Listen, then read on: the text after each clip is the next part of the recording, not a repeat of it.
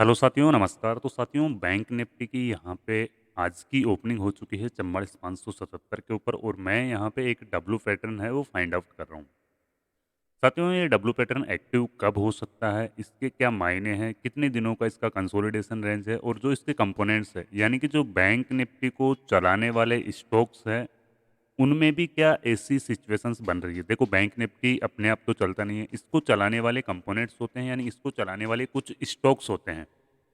जो bank Nifty के leader stocks है उनके एनालिसिस करेंगे, साथ में अपन बैंक निफ्टी के एनालिसिस भी करेंगे। देखो यहाँ पे बैंक निफ्टी किया, फिर उसके बाद में डाउन साइड की मूवमेंट आती है क्योंकि ये वाले जो बायर्स यहाँ पे बैठे हुए थे उनका कहीं ना कहीं स्टॉप लॉस यहाँ पे 43,800 लगा रखे थे। फिर उसके बाद में डाउन साइड में आते बैंक निफ्टी में एक अपर साइड की रैली आती है।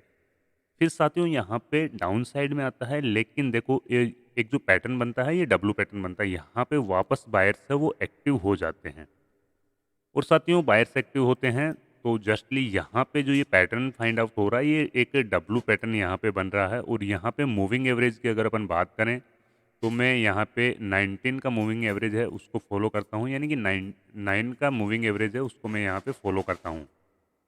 तो मूविंग एवरेज पे भी यहाँ पे बैंक निफ्टी है वो सपोर्ट ले रहा है, लेकिन अब आपको यहाँ पे क्या करना, अब आपको यहाँ पे डायरेक्टली बाइंग नहीं करनी है। कुछ दिनों तक आपको 1-2 दिन का इंतज़ार करना चाहिए। जैसे ही यहाँ पे ये वाली जो रेंज है, अब इस रेंज में बैंक निफ्टी को यहाँ पे 2-3 दिन रुकना चाहिए। यानी कि साथियों 44,400 से लेकर के 44,800 के बीच में अगर ये 1-2 दिन रुकने के बाद में ब्रेकआउट देता है तो फिर इसके टारगेट्स हैं वो बहुत अच्छे देखने को मिल सकते हैं। फिर इसका जो ब्रेकआउट लेवल्स है, ब्रेकआउट्स लेवल्स भी यहाँ पे बैंक निफ्टी का आपको 44,800 के आसपास में इसका एक ब्रेकआउट लेवल है। फिर साथियों ये अपने लाइफ टाइम हाई को भी टेस्ट करने की तरफ जा सकता है बैंक निफ्टी, मुझे ऐसा इस पैटर्न्स में दिखने को मिल रहा। तो साथियों देखो अगर अपन इसके कंपोनेंट्स की अगर अपन बात करते हैं साथियों, तो बैंक निफ्टी को जो चलाने वाले कंपोनेंट्स है उनमें साथियों इंपॉर्टेंट्स है एचडीएफसी बैंक। तो एचडीएफसी बैंक में भी सेम वही पैटर्न बना है यहाँ पे जो बैंक निफ्टी में यहाँ पे कंसोलिडेशन करता है। एचडीएफसी बैंक की जो रेंज है, प्राइस रेंज, वो कंसोलिडेशन की रेंज है 1500 से 1460 के बीच में कुछ दिनों तक कंसोलिडेशन करता है, फिर उसके बाद में अपर साइड में निकलता है। क्योंकि यहाँ पे वॉल्यूम्स भी अच्छी खासी देखने को मिल रही है, यानी कि यहाँ पे बायर्स लोग है वो एचडीएफसी बैंक को बाइंग किया, यानी कि एचडीएफसी बैंक को खरीदा है। फिर उसके बाद में अब यहाँ पे देखो सेम जो पोजीशंस बैंक निफ्टी की बन रही है वही एचडीएफसी में बन रही है। यहाँ पे ये इसका ब्रेकआउट लेवल है, ये इस रेंज का एक ब्रेकआउट लेवल है। तो अब यहाँ पे एचडीएफसी बैंक अगर 2-3 दिन रुक जाता है, आज, कल और परसों, यानी कि 2-3 दिन रुक जाता है और मंडे या ट्यूसडे को अगर ये ब्रेकआउट देता है और इसका जो ब्रेकआउट लेवल रहेगा साथियों वो है 1570 के आसपास में। इस ब्रेकआउट्स लेवल्स को यहाँ पे एचडीएफसी बैंक निकालता है। तो एचडीएफसी बैंक आने वाले दिनों में आपको इस लेवल्स पे भी जाने को यानी कि मिल सकता है। एचडीएफसी बैंक के जो टारगेट निकलेंगे वो 1658 के आसपास के टारगेट्स हैं वो निकल सकते हैं। लेकिन साथियों 1-2 दिन का इंतजार करने के बाद में ही यहाँ पे आपको एचडीएफसी बैंक में रिस्क लेना चाहिए। तो एचडीएफसी बैंक के चार्ट से हमें क्या कंफर्मेशन मिल रही है, हाँ, कि जो बैंक निफ्टी का डब्लू पैटर्न है, जो डबल बॉटम पैटर्न है वो यहाँ पे काम कर सकता है। क्योंकि एचडीएफसी को जो बैंक निफ्टी को जो लीड करता है वो लीड करने वाला बैंक है एचडीएफसी बैंक। एचडीएफसी बैंक में अच्छी सिचुएशंस बन रही है चार्ट के ऊपर। आईसीआईसीआई बैंक में भी वही सिचुएशंस बन रही है। यहाँ पे एक पैटर्न आईसीआईसीआई बैंक की अगर अपन बात करते हैं तो यहाँ पे भी एक डबल बॉटम पैटर्न है वो फाइंड आउट हो रहा। और आईसीआईसीआई बैंक के जो ब्रेकआउट लेवल्स है साथियों वो यहाँ पे 950 955 के लेवल्स है वो ब्रेकआउट है।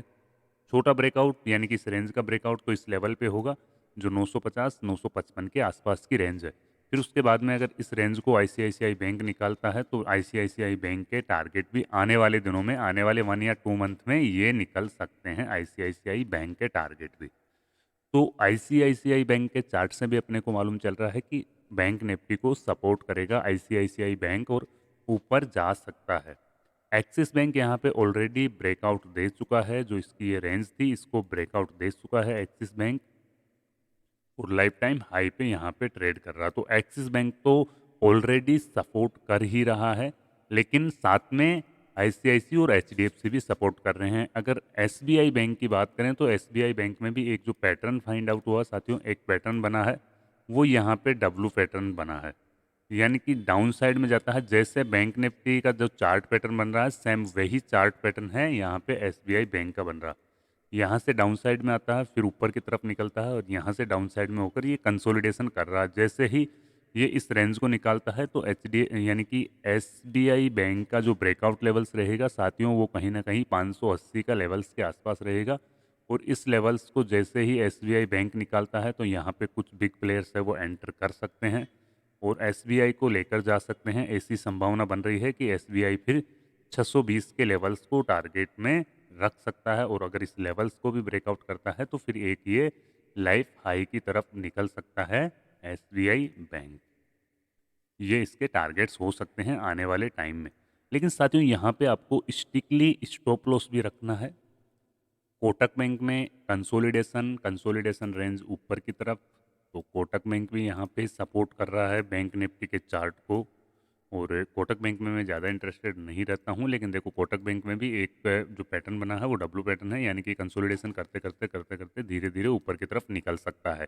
जैसा कि बैंक निफ्टी का चार्ट अपने को बता रहा है वैसा इंडुजेंट बैंक की अगर अपन बात करते हैं तो साथियों इसमें ज़्यादा कुछ दिख नहीं रहा है। ये पहले ही लाइफ हाई के आसपास है, लाइफ हाई के आसपास तो नहीं है लेकिन ये जो रेंज है रेंज हाई के आसपास में है और इसमें अपर साइड की मूवमेंट आती है तो थोड़ा बहुत सपोर्ट है वो इंडुजेंट बैंक भी बैंक निफ्टी को कर सकता है। तो साथियों ये डब्लू पैटर्न 1-2 दिन आप इसका इंतजार कर सकते हो, मंडे या ट्यूसडे के आसपास में आप यहाँ पे पोजीशंस बना सकते हो। और आने वाले टाइम में मैं यहाँ पे ऑप्शन सेलिंग्स की पोजीशंस है वो बनाने वाला हूँ, क्योंकि वहाँ पे टाइम डिके का अपने को बेनिफिट्स है वो मिलता है। तो साथियों ये इन्फॉर्मेशन ये जानकारी आप सभी को अच्छी लगी हो तो इस वीडियो को लाइक करें और चैनल को सब्सक्राइब करें। जय हिंद, वंदे मातरम।